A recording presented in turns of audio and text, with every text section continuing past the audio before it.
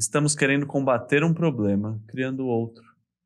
Quando vemos a sociedade indo para um caminho extremo e tentamos forçar o pêndulo para o outro lado, a gente cria um outro problema, um problema oposto, que eu acho que é o que está acontecendo nesse caso.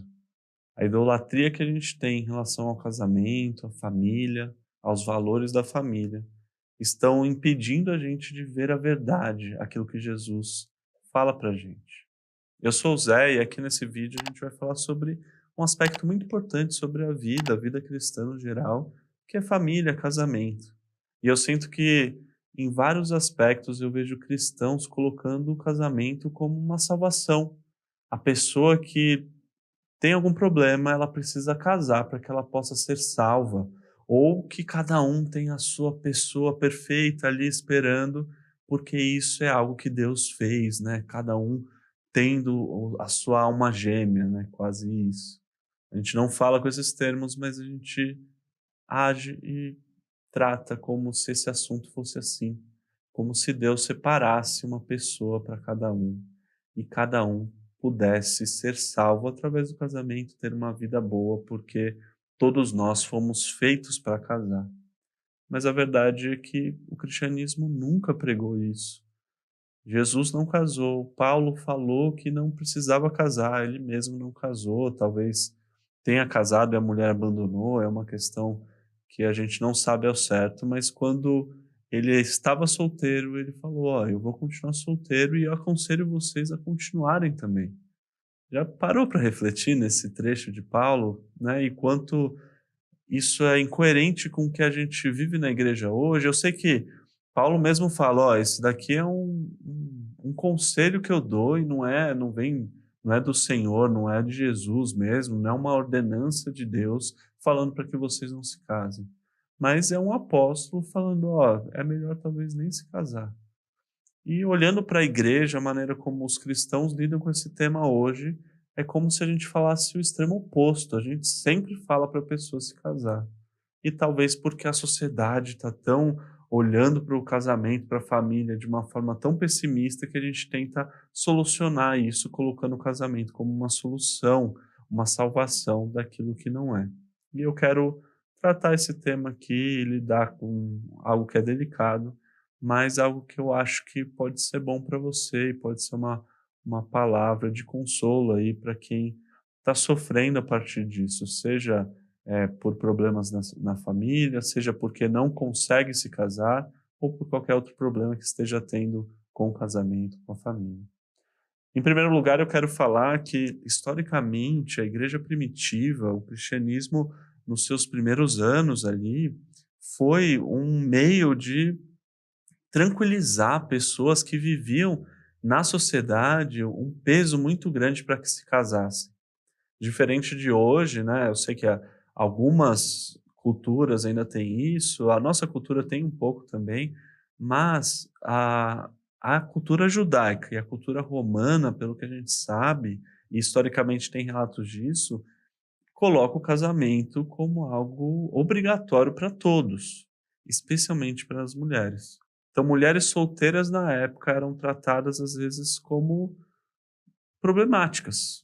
Uma mulher estar solteira era algo ruim, não era algo como visto como sendo bom, seja porque ela se separou ou porque ela nunca casou. É algo até estranho, existe algum problema aí, sendo que talvez não exista, né. Em relação a isso, a mulher estar solteira, o homem estar solteiro, simplesmente por ele estar solteiro não quer dizer nada. E o cristianismo veio para ajudar nisso. Já parou para pensar que Jesus não se casou, Paulo também não? Então, quando o cristianismo chega nessas culturas, tanto a judaica quanto a romana, outras culturas ali fora do judaísmo, ele demonstra que as mulheres, os homens não precisavam se casar para que tivesse alguma salvação na vida, para que tivesse uma vida boa e plena. Por quê?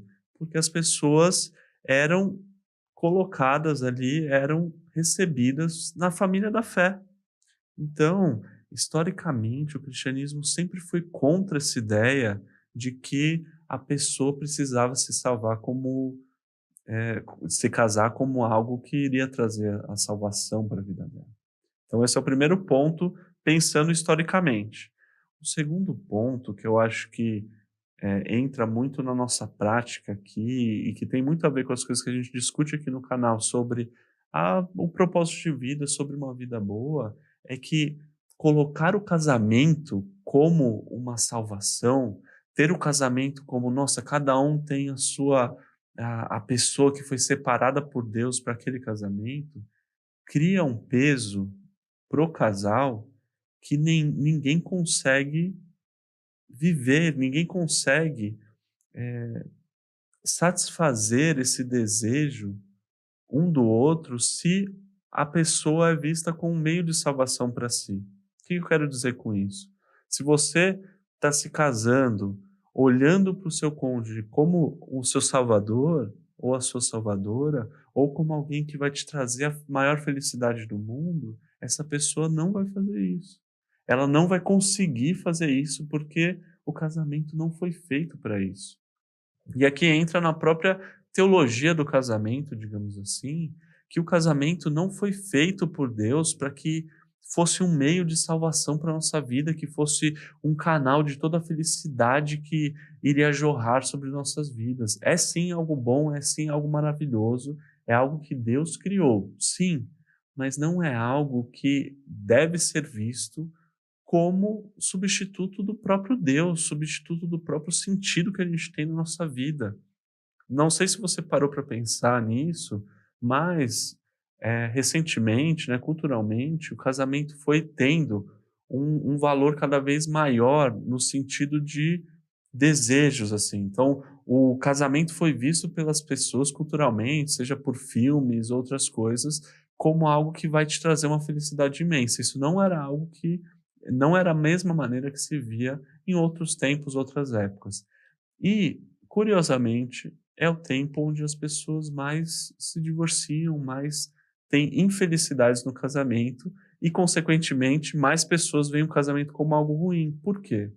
Porque se o casamento está prometendo isso e não está cumprindo, a pessoa se frustra. E a partir dessa frustração, ela olha e vê que ela não quer aquilo. Mas, novamente, é o motivo da expectativa. É a expectativa que está sendo problemática aí nesse caso. Então, o segundo motivo, né, o primeiro motivo que eu falo de ser um problema essa idolatria do casamento é porque, historicamente, não foi algo que os cristãos fizeram e faziam. Na verdade, o cristianismo veio, às vezes, até para solucionar esse problema do que as sociedades colocavam. Mas, além disso, a gente ter essa postura hoje, isso faz com que os próprios casamentos nossos sejam problemáticos, porque você está com uma expectativa errada em relação àquele relacionamento. O casamento não vai suprir algo em você que só Deus pode suprir. E o terceiro motivo que eu queria tratar aqui, que eu quero tratar nesse vídeo, é ver a postura do próprio Jesus. E aqui entrando num exemplo claro que ele lidou com uma pessoa que tinha essa dificuldade.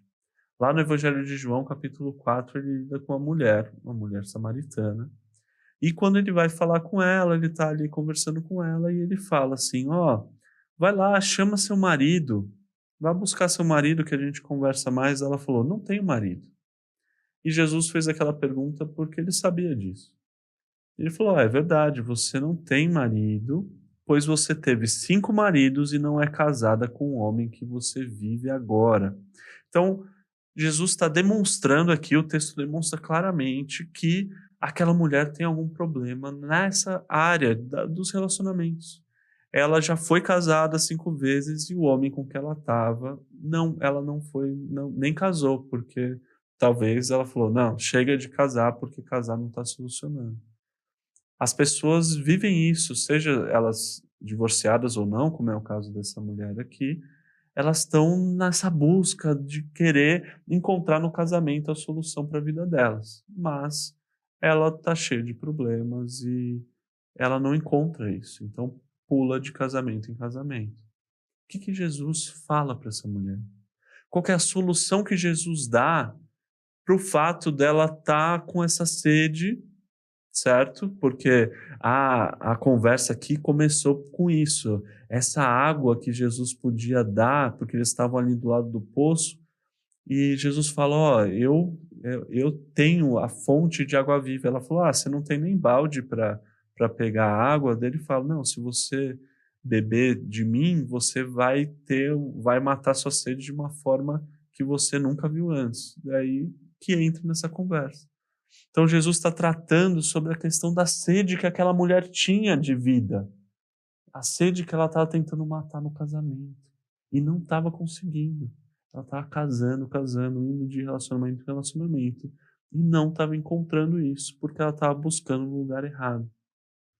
Então Jesus, imagina se Jesus fosse o que muitas igrejas às vezes estão pregando hoje, o que a igreja falaria, o que sua igreja falaria? Talvez, vai lá e se casa, mas permaneça casada, porque aí você vai encontrar a solução.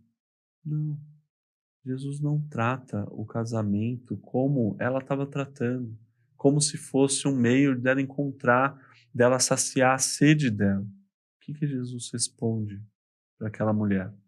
Jesus fala assim: creia em mim, mulher, pois a salvação está nos verdadeiros adoradores que adorarão ao Pai em espírito e em verdade. Na verdade de que crer em Jesus é o que faz matar a sua sede. Então, não importa onde você está buscando matar a sua sede, se você está querendo ali ou acolá, e a discussão aqui dos dois entra nisso, se deve adorar a Deus naquele monte ou naquele outro templo, onde for. Não. A salvação, a verdadeira salvação, você não vai encontrar no casamento. A salvação você não vai encontrar tendo a família perfeita, porque isso não existe. Jesus está te mostrando que você precisa ter sede dele. Crer em Jesus é o que vai te dar a salvação. Nós não devemos buscar tratar uma sociedade doente colocando uma outra doença aí, porque idolatrar a família é uma doença também. Te afasta de Deus, apesar de parecer santa, porque a família é sim algo que Deus criou, mas Jesus mesmo, ele coloca isso, a família da fé, ela é tudo aquilo que a gente deve buscar. E a nossa família sanguínea, a gente deve sim honrar, a gente deve viver de uma forma que Deus, né, nos instrui e que a gente deve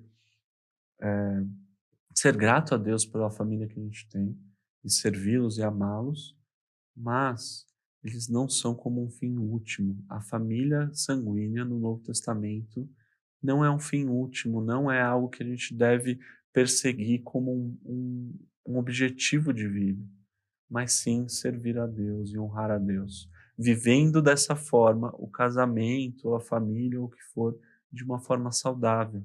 Vivendo a família de fé de uma forma saudável, entendendo que as pessoas solteiras ao seu redor, na sua igreja, não estão erradas por estarem solteiras, elas não devem necessariamente se forçar a casar simplesmente porque isso é obrigatório na nossa cultura. Não.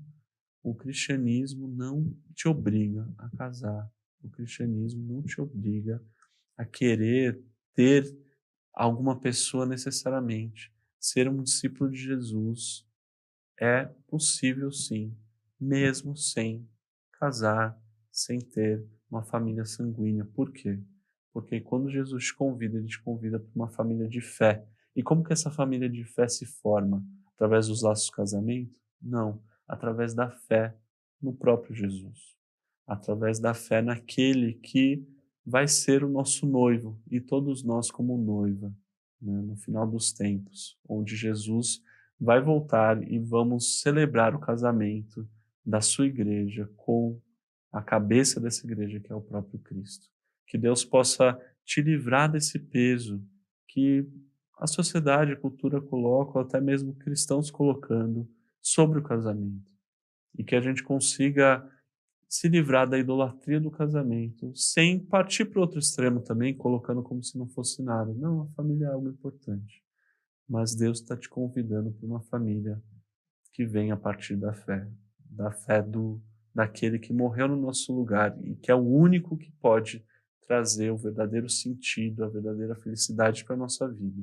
É o único que mata a nossa sede. Essa sede que não pode ser direcionada para o casamento, para a família, mas tem que ser direcionada unicamente para o próprio Jesus.